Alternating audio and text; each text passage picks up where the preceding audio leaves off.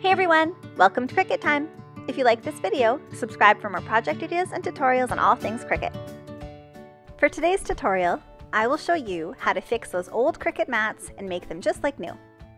You might be like me and have an old mat or two that don't work like they used to. This mat has seen better days. It's full of old bits of paper and has dust and hair stuck to it. It's also not very sticky, but there is hope and I'll show you how to fix it. Let's start off by using a scraper to get off any large pieces of paper. There, those are off, but there is still a lot of other gunk on here. Take your mat to the sink and give it a few sprays with Dawn Power Wash.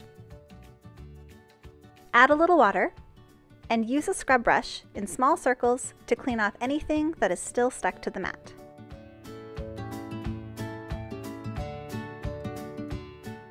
Just rinse it off.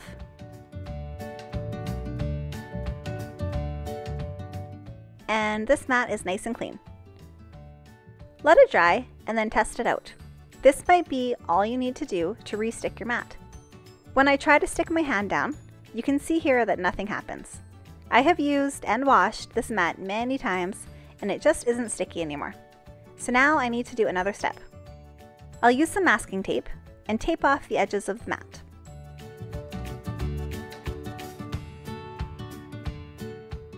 Now my mat is prepped and ready for some adhesive spray.